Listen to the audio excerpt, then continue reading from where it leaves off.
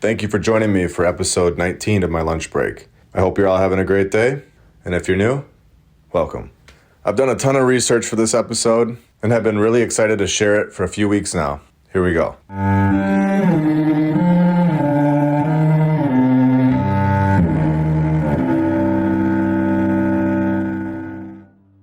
Today we are starting off in Melbourne, Australia, and directing our attention not just to Newman College, but more specifically, the chapel. After some extensive research, I was finally able to find a construction date for this chapel of 1938. So they say. Home to two carved gargoyles, this chapel was yet another structure around the world with no construction company. I say this because it should be easily documented. This was not 500 years ago. This was supposedly 1938.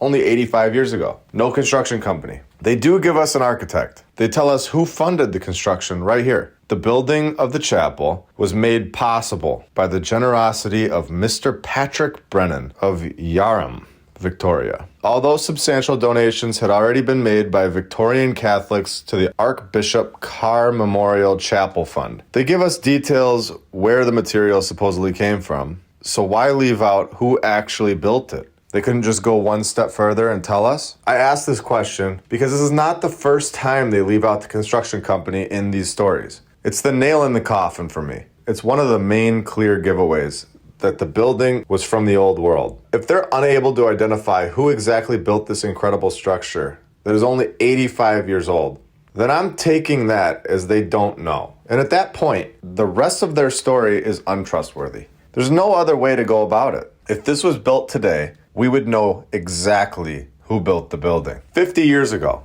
same thing. 85 years? We should definitely know who constructed this chapel, no doubt. So let's take a step back for a second.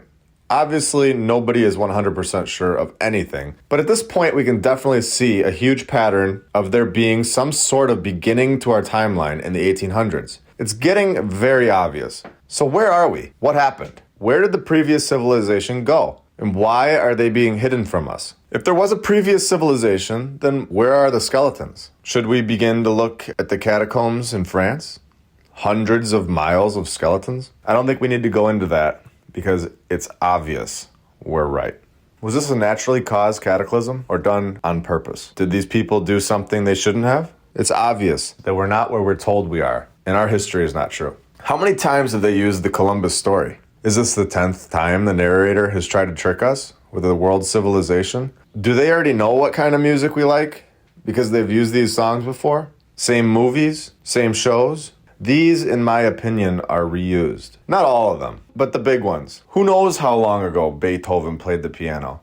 Or if he was even real. Anyone ever notice they use the same plot for these TV shows? Airplane crashes into island, people are lost, and they twist it a little? It's like they're using the same script even in our entertainment. These are the fundamental questions that should be held on to while we investigate further. Speaking of investigating further, let's continue. New York City, the Alwyn Court. These are now apartment buildings, but we know they are much deeper than that. Let's take a look together. This was built in 2 short years, from 1907 to 1909. Already sounding odd, but let's continue. The architect's name was Hard and Short. The building is 13 stories tall. Okay, so far so good, for the most part. At least no fires or anything that would give it away fully that it was an old world building. Oh no, wait. Oh yeah, here it is. Despite a fire shortly after its opening, the Alwyn Court quickly became one of New York City's most expensive apartment buildings. And there we have it, another story of a fire. They say that this building was finally built by somebody. We finally have a building that has a builder. The Hidden Construction Company. Should we investigate the Hidden Construction Company and see exactly how they learned these incredible skills? Hey, why not? Let's take a look. It started as a partnership between Mr. Viner Jones Hedden and Mr. J.J. Meeker. It was in this firm that after his formal schooling, Louis O. Hedden, second son of V.J. Hedden, learned the carpenter trade, as his father had done.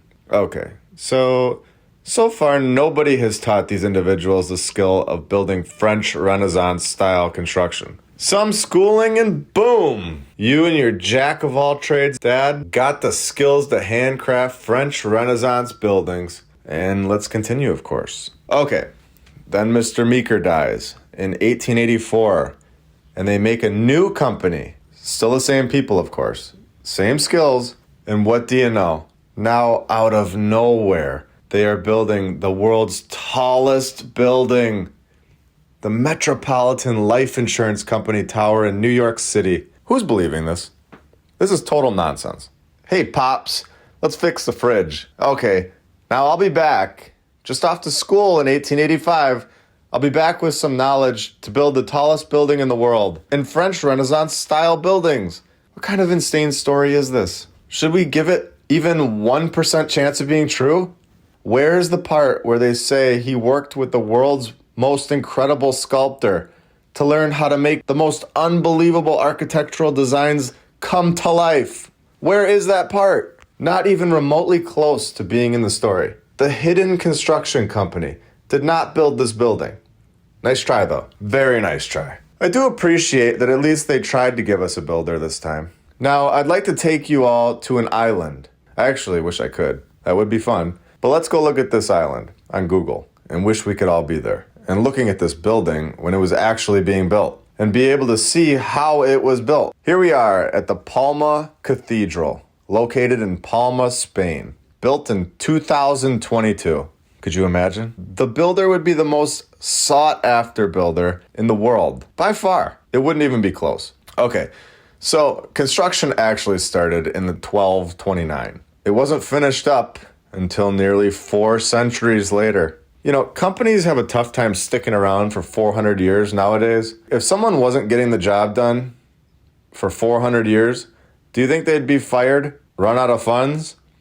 Maybe, I don't know, die? Who seriously believes this took 400 years to build? I've said this in the past and I'll say it again because it is directly to the point. They did not take 400 years to build this. The builders knew what they were doing. They built it to perfection. They got the job done in their lifetime, and it was not 900 years ago. This was built by the previous civilization, and they were master builders. Now, knowing all of this, we are now going to get into the narrative and investigate. Who is the architect? Nobody?